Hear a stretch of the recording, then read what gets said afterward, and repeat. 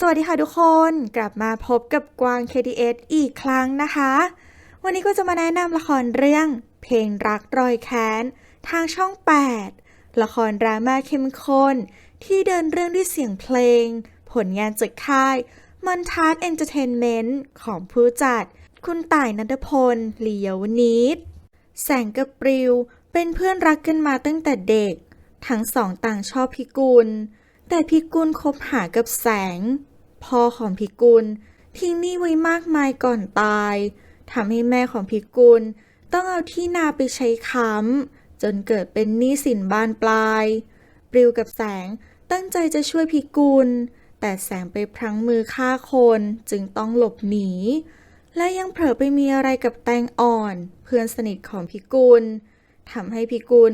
ตัดสินใจแต่งงานกับปลิวแสงโกรธแค้นมากเขาแต่งงานกับแตงอ่อนและมีลูกสาวด้วยกัน3 คนคือแสงดาวแสงเดือนและแสงพลาวส่วนปลิวกับพิกุลมีลูกชาย2 คนคือประภาสและประกรณ์แสงขอซื้อที่ดินของปลิวในราคาถูกก่อนที่จะขายในราคาแพงจนร่ำรวยทำให้ปลิวเจ็บใจกินเหล้าเมาขับรถไปชนแตงอ่อนตายส่วนตัวเองก็กลายเป็นอัมพาตแสงยิ่งอาฆาตปลิวส่วนพิกุลก็โทษว่าทั้งหมดเป็นความผิดของแสงที่หักหลังปลิวทำให้ทั้ง2 ครอบครัว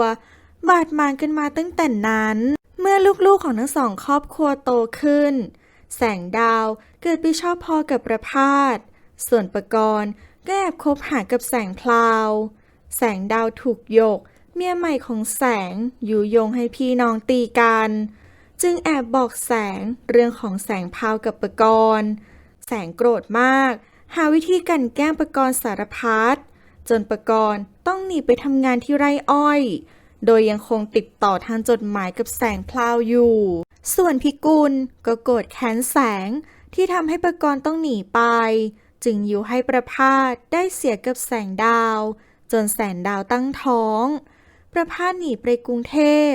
แสงโมโหมากออกตามล่าแสงดาวเสียใจอยากไปทำแท้งแต่แสงเดือนกับแสงพลาวห้ามเอาไว้และสัญญาว่าจะช่วยเลี้ยงลูกของแสงดาวต่อมา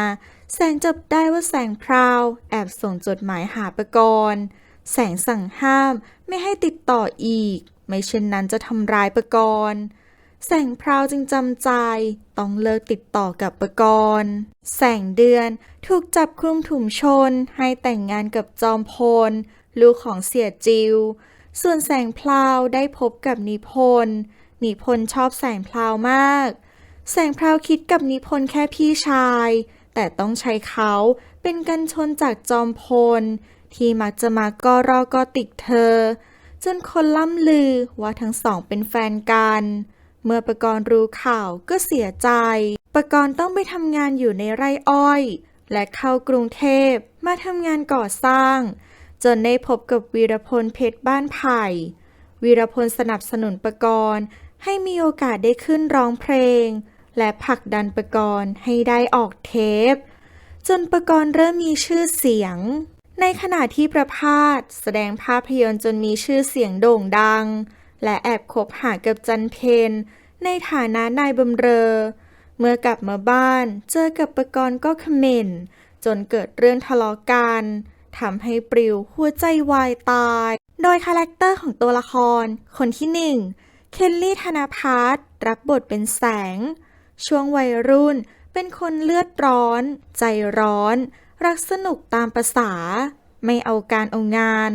จึงทำให้ดูเหมือนเป็นคนเหลาะแหละแต่เมื่อโดนเพื่อนและคนรักหักหลังจึงเปลี่ยนตัวเอง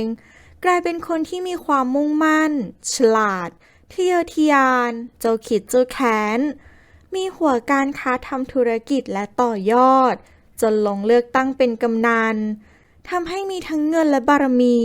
เป็นที่นับหน้าถือตาของคนในหมู่บ้านคนที่2จอยสิริลักษณ์รับบทเป็นพิกุลช่วงวัยรุ่นเป็นสาวงามประจำตำบลรักมั่นคงถึงขั้นยอมโกหกเพื่อปกปิดความผิดของคนรักถูกทำร้ายความรู้สึกจนตัดสินใจหันหลังให้กับความรักและเลือกคนที่ดีและเหมาะสม เมื่อมีครอบครัวเป็นแม่บ้านที่รักลูกรักครอบครัวขยันอดทนถีฐิสูงเป็นภรรยาของปลิวที่ต้องเลี้ยงลูกชายทั้งสองคนด้วยตัวคนเดียวอย่างลากลำบากอีกทั้งยังต้องดูแลปลิวที่เป็นอัมพาต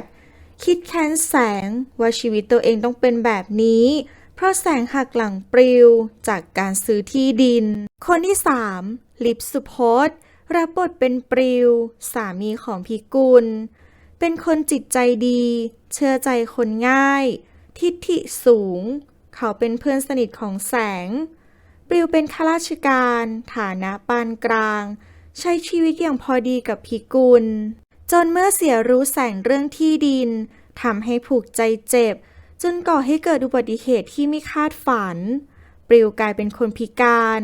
ทำให้เขากลายเป็นภาระของลูกเมียและยังเป็นคนที่สร้างบรรยากาศอึมครึมให้กับคนในบ้านอยู่ตลอดเวลาคนที่4เต๋าสโลชารับบทเป็นแตงอ่อนภรรยาของแสงรักครอบครัวอบอุ่นใจบุญแอบชอบแสงมานานเมื่อได้ลงเอยกันจึงคอยดูแลและอยู่เคียงข้างแสงมาตลอดพอการตายของแตงอ่อนจึงเป็นดังเชื้อเพลิงที่โหมไฟแค้นที่อยู่ในตัวแสงที่มากขึ้นคนที่5เบิ้ลปทุมราชรับบทเป็นปกรณ์ลูกชายคนเล็กของพิกุลกับปลิวเป็นคนอารมณ์ดีขี้เล่นขยันอดทนจริงใจรักมั่นคงมีความรับผิดชอบสูงและมั่นคงต่อความรักที่มีให้กับแสงพลาวแม้ทั้งสองบ้านจะโกรธเกลียดกันปกรณ์เคยรับจ้างร้องเพลงที่บาร์รำวงต่อมาได้กลายเป็นนักร้องอยู่ในวงของวีรพงษ์เพชรบ้างไผ่คนที่6ใบหม่อนกิตติยารับบทเป็นแสงพลาวลูกสาวคนเล็กของแสงกับแตงอ่อนฉลาดมีไหวพริบอ่อนโยนอ่อนหวานรักมั่นคงเป็นคนที่มีความเด็ดเดี่ยวอยู่ในทีทำให้เป็นลูกที่แสงรักมากที่สุดแสงพราวแอบคบหากับปกรณ์แต่ถูกพ่อกีดขวางมีคนมาชอบก็คือนิพนธ์ที่แสนดีทุกอย่างแต่ด้วยความมั่นคงกับความรักที่มีให้กับปกรณ์ทำให้แสงพลาวไม่อาจเปลี่ยนใจจากปกรณ์ไปได้คนที่7ไต้ฝุ่นกนกฉัตรรับบทเป็นประภาสลูกชายคนโตของพิกุลกับปลิวเจ้าชู้ไม่เอาอ่าวหน้าตาดีกว่าปกรณ์ทำให้สาวๆมาติดพันเยอะเป็นคนเจ้าเสน่ห์แพลวๆชอบบริหารเสน่ห์อยู่เนืองๆแอบมีความสัมพันธ์กับแสงดาวจนท้องแต่ประภาสหนีไปเพราะกลัวแสงจะเอาเรื่องจนตายต่อมาได้คุณนายจันเพ็ญเลี้ยงดูลึกๆแล้วประภาสเป็นคนรู้คุณคนเพราะยังส่งเงินให้พี่กุลอยู่ตลอดคนที่8ดาวพิมพ์ทองรับบทเป็นแสงดาวลูกสาวคนโตของแสงกับแตงอ่อนเอาแต่ใจขี้อิจฉารักสวยรักงามอารมณ์ร้อนถูกเลี้ยงมาด้วยเงินแต่แสงดาวมักจะอิจฉาน้องและคอยเอาเปรียบพอพ่อรักน้องมากกว่าตัวเองชอบแต่งตัวสวยทำตัวเป็นคุณหนูเอาแต่ใจบูชาความรักเหนือสิ่งอื่นใดคนที่9จอยชนทิชารับบทเป็นหยกเมียใหม่ของแสงร้อนแรงจอมเสี้ยมร้ายลึกเข้ามาในบ้านเพราะหวังจะเป็นเมียแสงและครอบครองทุกสิ่งทุกอย่างทะเยอทะยานอยากได้อยากมีตอนแรกเข้ากับลูกสาวทั้ง3ของแสงไม่ได้แต่พอสังเกตเห็นว่าแสงดาวมีแววว่าจะเสี้ยมได้จึงเข้าหาแสงดาวแกล้งทำดีเพื่อยุแยงให้พี่น้องตีกันและยังช่วยให้แสงดาวหนีตามประภาสไปอีกด้วยแอบคบชู้กับจอมพลเรื่องราวความสัมพันธ์ที่วุ่นวายระหว่าง2บ้านจะจบลงอย่างไรปกรณ์และแสงพลาวจะมีโอกาสกลับมารักกันหรือไม่มาร่วมลุ้นกันได้ในละครเรื่องเพลงรักรอยแค้นทุกวันจันทร์ถึงพฤหัสเวลา 18 นาฬิกาทางช่อง 8ออกอากาศตอนแรกวันพุธที่ 8 มีนาคมค่ะชอบก็กดถูกใจใช่ ก็ช่วยกด subscribe หรือกดติดตามไอ้กวางด้วยนะคะ และคลิปต่อไปก็จะทำเรื่องอะไรรอติดตามรับชมกันได้เลย